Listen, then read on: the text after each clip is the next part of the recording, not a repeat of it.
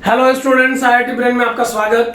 आज हम फिजिक्स में जिस टॉपिक पर डिस्कस करेंगे उसका नाम है electric field. Electric field due to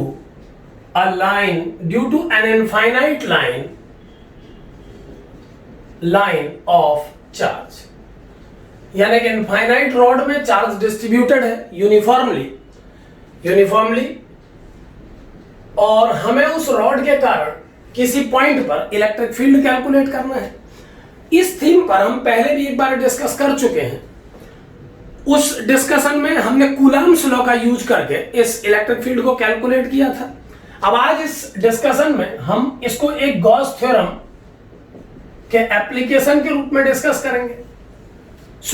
क्या है सिचुएशन, एक बार समझें कि एक इनफाइनाइट रॉड है जिसमें लैम्डा डेंसिटी का चार्ज थ्रू आउट डिस्ट्रीब्यूटेड है। ये rod minus infinity two plus infinity place है। ये कंसिडर कर लेते हैं कि जिस एक्सिस के अलोंग ये रॉड प्लेस है वो जेड एक्सिस है, यानी हम इसे के कैप डायरेक्शन से डिफाइन करेंगे। इसे जेड एक्सिस कंसिडर कर रहे हैं। जेड एक्सिस के अलोंग एक infinite line of charge place है जिसमें लैम्डा डेंसिटी का चार्ज है और हमें इस रॉड से किसी डिस्टेंस r पर एक पॉइंट P यहां पर लिया गया है जिस पर इलेक्ट्रिक फील्ड कैलकुलेट करना है। सबसे पहले इस रॉड के कारण डिफरेंट पॉइंट्स पर या इसकी सराउंडिंग में बनने वाले इलेक्ट्रिक फील्ड का अगर हम ओवरव्यू करें तो हम ये पाएंगे कि किसी भी पॉइंट पर अगर एक particle electric field down direction में ऐसे डेवलप कर रहा है तो सिमेट्री से एक दूसरा पार्टिकल जो इस परपेंडिकुलर के अपोजिट है, उस पॉइंट के ठीक अपोजिट है, इस परपेंडिकुलर में मिरर इमेज है इस पार्टिकल के लिए, वो एलिमेंट इस पॉइंट पर सिमिलर इलेक्ट्रिक फील्ड इस तरह अपवर्ड डायरेक्शन में डेवलप कर रहा है। तो इन दोनों इलेक्ट्रिक फील्ड का जो नेट रिजल्टेंट आ रहा है वो इस वायर से इस पार्टिकल को ज्वाइन कराने वाली परपेंडिकुलर डिस्टेंस r कैप के अलोंग आ रहा है। यहां पर ध्यान देने, इस पॉइंट पर आपको ध्यान देना होगा यहां पर कि अगर ये डिस्टेंस r है तो r कैप की डायरेक्शन में ही इलेक्ट्रिक फील्ड इस पॉइंट पर डेवलप होगा। और ऐसा केवल इस पॉइंट पे नहीं होगा, ऐसा इसके जैसी डिस्टेंस मेंटेन करने वाले हर पॉइंट पर होगा।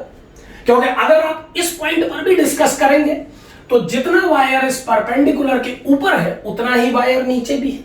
यहां ध्यान दें, कई बार स्टूडेंट क्विक माइंड मेकअप करता है तो उसे ये फील आता है कि ये छोटा हिस्सा है, ये बड़ा, बट ये आपको याद रखना होगा थ्रू आउट प्रॉब्लम कि ये एक इनफाइनाइट रॉड है। किसी रॉड को बोर्ड पे इनफाइनाइटली लार्ज बनाया नहीं जा सकता, बस माइंड मेकअप किया जा सकता है।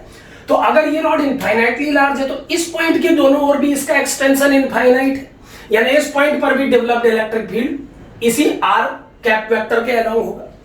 r कैप वेक्टर को मैं i वेक्टर इसीलिए नहीं कह रहा हूं क्योंकि अगर हम इस प्रॉब्लम को 3D में डिस्कस करें तो इस रॉड के चारों तरफ r डिस्टेंस पे जो पॉइंट है वो इस वायर को z एक्सिस की डायरेक्शन में कंसीडर करते हुए पूरे xy प्लेन पे डिफरेंट प्लेसेस पर है। अगर कोई पॉइंट x एक्सिस में r डिस्टेंस पर है तो बनने वाले इलेक्ट्रिक फील्ड का डायरेक्शन x एक्सिस के अलोंग होगा, जबकि यही पॉइंट अगर माइनस x एक्सिस की तरफ है या y एक्सिस की तरफ है तो बनने वाला इलेक्ट्रिक फील्ड उस डायरेक्शन के रेडियल वेक्टर के अलोंग होगा। यानी इस वायर के चारों तरफ r डिस्टेंस पर डिफरेंट पॉइंट में इलेक्ट्रिक फील्ड रेडियली आउटवर्ड होगा। तो इस कंप्लीट रॉड की वजह से अगर हमें इलेक्ट्रिक फील्ड कैलकुलेट करना हो तो गॉस थ्योरम को हम अप्लाई कर पाएंगे, क्योंकि हम जानते हैं कि r डिस्टेंस पर इस वायर के चारों तरफ जितने भी सिमेट्रिक पॉइंट हैं उन सभी पॉइंट्स पर इलेक्ट्रिक फील्ड का मैग्नीट्यूड सेम होगा। मान लेते हैं कि इलेक्ट्रिक फील्ड का वो मैग्नीट्यूड जो r डिस्टेंस के किसी पॉइंट पर है वो E है। तो अगर इलेक्ट्रिक फील्ड का मैग्नीट्यूड इस वायर से r डिस्टेंस पर E है तो उस E की वैल्यू को कैलकुलेट करने के लिए सबसे पहले हम इस वायर को सराउंड करते हुए एक सिमेट्रिकल गॉसियन सरफेस तैयार करेंगे।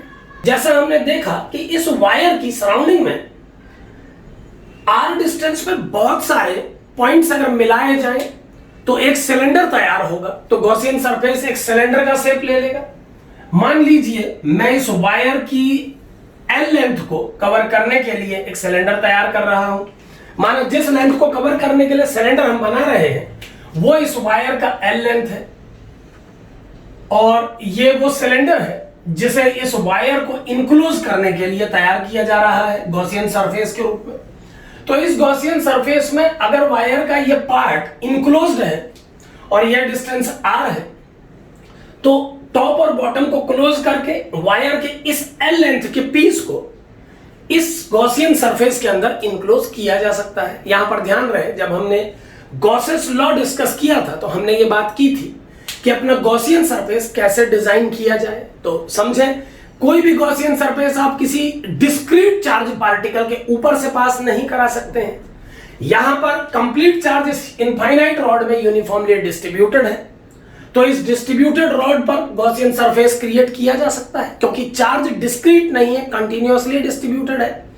सो अगर एल लेंथ के इस रॉड को मैं अपने इस गॉसियन सरफेस में इनक्लोज कर लूं, तो अकॉर्डिंग टू गॉस थ्योरम अगर इस सरफेस के हर पॉइंट पर, इस इक्विडिस्टेंट पॉइंट पर बनने वाले इलेक्ट्रिक फील्ड का मैग्नीट्यूड ई मान लिया जाए और इस टॉप सरफेस पर इलेक्ट्रिक फील्ड की वैल्यू को ई डैश डिफाइन कर लिया जाए, तो इस कंप्लीट सरफेस के लिए और इस टॉप और बॉटम सरफेस के लिए जो नेट फ्लक्स की वैल्यू होगी closed integration of E dot D S, वो टोटल इनक्लोज्ड चार्ज जो कि इस केस में लैम्डा एल के बराबर है और एप्सिलॉन नॉट के रेशियो के बराबर होगी। यानी जब आप नेट फ्लक्स कैलकुलेट करेंगे इस कंप्लीट गॉसियन सरफेस का, जिसमें ये सिलेंड्रिकल सरफेस टॉप और बॉटम फेस शामिल है, तो उन सब का net E dot D S lambda L by epsilon naught के बराबर होगा।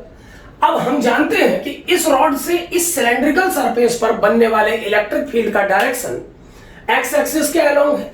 सो अगर इस सरफेस पर बनने वाले इलेक्ट्रिक फील्ड का डायरेक्शन एक्स एक्सिस के अलोंग है, तो इस सरफेस के किसी छोटे से एलिमेंट को कंसीडर करके जब हम डीएस वेक्टर का डायरेक्शन कैलकुलेट करेंगे, तो हम देखेंगे कि इस सरफेस के किसी भी एलिमेंट के लिए डीएस वेक्टर का डायरेक्शन भी रेडियली आउटवर्ड है। सो अब डीएस वेक्टर और ई वेक्टर एक दूसरे के पैरेलल है, तो इस कंप्लीट सरफेस के लिए ई डॉट डीएस को अगर इंटीग्रेट किया जाए, तो इस इंटीग्रेशन में जो कर्व्ड सरफेस, अगर मैं इस इंटीग्रेशन को 3 अलग अलग पार्ट में डिवाइड कर दूं, तो ये closed integration E dot ds for curved surface, अगर मैं इस इंटीग्रेशन को अलग अलग 2 पार्ट में डिवाइड कर दूं, तो ये closed integration of E dot ds for curved surface और closed integration of E dot ds for flat surface में डिस्ट्रीब्यूट हो जाएगा। यानी इस कर्व्ड सरफेस का नेट फ्लक्स और इन फ्लैट सरफेसेस का नेट फ्लक्स जोड़ के lambda L upon epsilon naught के बराबर आना चाहिए। अब कर्व्ड सरफेस के लिए हर पॉइंट पर ई वेक्टर डीएस वेक्टर के पैरेलल है। सो इस ई डॉट डीएस की वैल्यू को अगर सॉल्व किया जाए कंप्लीट सरफेस के लिए, तो इसे E electric field vector dot ds यानी इस छोटे से सरफेस का एरिया और इन दोनों के बीच के एंगल जो कि 0 डिग्री है की हेल्प से लिखा जा सकता है। यानी इस छोटे से सरफेस के लिए जो कर्व्ड सरफेस के इस पीस पर फ्लक्स होगा वो ई डीएस कॉस 0 होगा, और अगर हम इसे इंटीग्रेट कर दें इस कंप्लीट सरफेस के लिए, तो इसका इंटीग्रेशन प्लस इसका इंटीग्रेशन हमें कर्व्ड सरफेस का नेट फ्लक्स दे देगा। अब ई डॉट डीएस को अगर फ्लैट सरफेस के लिए हम कैलकुलेट करें, तो इस फ्लैट सरफेस के लिए ई डॉट डीएस की वैल्यू को 0 होना चाहिए। ऐसा मैं क्यों बोल रहा हूं, इस बात को समझें कि इन फ्लैट सरफेसेस के लिए इसके एलिमेंट्स का, सभी एलिमेंट्स का जो सरफेस वेक्टर होगा, वो सरफेस वेक्टर एक्स एक्सिस की डायरेक्शन के यानी एक्स वाई प्लेन के परपेंडिकुलर यानी वायर के अलोंग होगा, और ये इनफाइनाइट वायर किसी भी पॉइंट पर इलेक्ट्रिक फील्ड अपने पैरेलल डेवलप नहीं करेगा। सो ये इनफाइनाइट वायर जो कि अपनी सराउंडिंग में इलेक्ट्रिक फील्ड को केवल एक्स वाई प्लेन में डेवलप कर रहा है, इस डीएस के परपेंडिकुलर ही इलेक्ट्रिक फील्ड डेवलप कर पाएगा। यानी किसी भी एलिमेंट को इस फ्लैट सरफेस से चुना जाए, इस सरफेस के किसी भी फ्लैट एलिमेंट के लिए डीएस वेक्टर का डायरेक्शन इलेक्ट्रिक फील्ड वेक्टर के डायरेक्शन के परपेंडिकुलर होगा। अगर हम इस वायर से बनने वाले इलेक्ट्रिक फील्ड को इस पॉइंट पे कैलकुलेट करें या कंसीडर करें, तो हम जानते हैं कि उसका डायरेक्शन एक्स एक्सिस के या एक्स वाई प्लेन पे होगा, डिफरेंट पॉइंट्स पर अगर बात करूं, और डीएस वेक्टर हर पॉइंट के लिए परपेंडिकुलर टू ई वेक्टर है, तो इस फ्लैट सरफेस का नेट जो फ्लक्स है वो 0 आ जाएगा, क्योंकि cos 90 की वैल्यू 0 होती है, और हर पॉइंट पे हम देख पा रहे हैं कि ds वेक्टर e वेक्टर के परपेंडिकुलर है। तो कंप्लीट फ्लैट सरफेस के लिए नेट फ्लक्स 0 होगा, जबकि कर्व्ड सरफेस के लिए ये e ds cos 0 का क्लोज्ड इंटीग्रेशन होगा। इनका sum lambda l by epsilon naught के इक्वल होना चाहिए। अब अगर मैं E जो कि इलेक्ट्रिक फील्ड की वैल्यू है, इसे इस पूरे सिस्टम के लिए कंप्लीट सरफेस के लिए सम करूं, तो E चूंकि सब पॉइंट पर सेम है, तो E को अलग करके हमें केवल इस ds का कंप्लीट सरफेस के लिए समेशन करना होगा।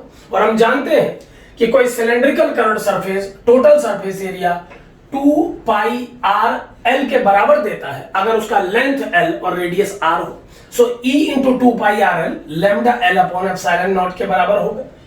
इसे सॉल्व करने पर E की value 1 upon 2 pi epsilon not lambda by r मिलेगी और उसका डायरेक्शन किसी भी पॉइंट पर रेडियल वेक्टर के अलोंग होगा, जो हम पहले ही डिस्कस कर चुके हैं। सो E की value 1 upon 2 pi epsilon not lambda by r होगी। अगर मैं 2 को 4 से चेंज करके 2 न्यूमरेटर पे मल्टीप्लाई कर दूं, तो इस 1 अपॉन 4 पाई एप्सिलॉन नॉट को हम k कह सकते हैं और फाइनली ये रिजल्ट आ जाएगा E equal to 2k lambda upon r। और चूंकि हम जानते हैं कि इसका डायरेक्शन रेडियली आउटवर्ड होगा, तो r कैप वेक्टर को इंक्लूड करने पर इलेक्ट्रिक फील्ड का vectorial presentation 2k lambda by r into r cap होगा। तो इस तरीके से केवल सिमेट्री की वजह से, क्योंकि हम जानते थे कि इस वायर से r डिस्टेंस पर हर पॉइंट पर इलेक्ट्रिक फील्ड का मैग्नीट्यूड सेम होगा, केवल यही वजह है कि हम इस गॉसियन सरफेस थ्योरम को यूज करके इस इलेक्ट्रिक फील्ड की वैल्यू को कैलकुलेट कर पाए। यहां पर एक पॉइंट बहुत इंपॉर्टेंट है जिस पर ध्यान देना बहुत जरूरी है आपका, कि ये वायर इनफाइनाइट है, तो इस वायर की एल लेंथ को इनक्लोज करके हमने इस क्वेश्चन को सॉल्व करके E की value 2k lambda by r calculate की।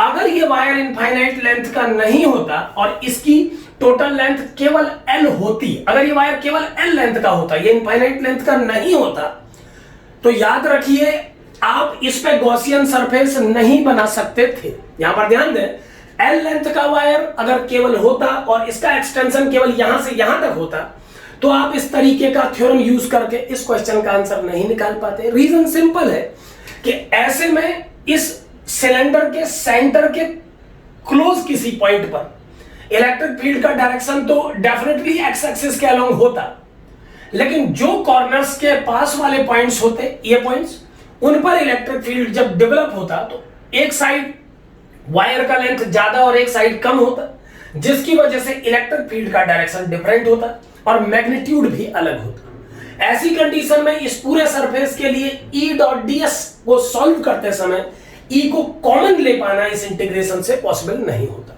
तो ये बहुत इंटरेस्टिंग भी और इंपॉर्टेंट भी कि इनफाइनाइट वायर की वजह से P पॉइंट पर इलेक्ट्रिक फील्ड निकालने के लिए हमने उस इनफाइनाइट वायर के केवल लेंथ को इनक्लोज किया।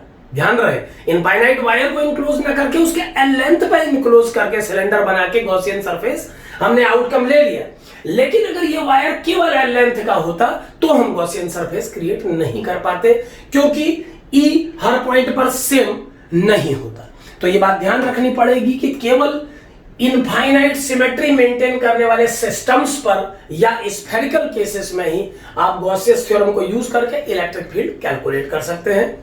मैं एक बार फाइनली फिर कहूंगा, Gauss theorem is the theorem to calculate flux not field. लेकिन कुछ सिमेट्रिकल केसेस में जहां हमें मालूम होता है कि E सिमेट्रिकल पॉइंट्स पे सेम है, हम इस तरीके का कैलकुलेशन कर पाते हैं और इलेक्ट्रिक फील्ड की वैल्यू निकल पाती है। Thank you.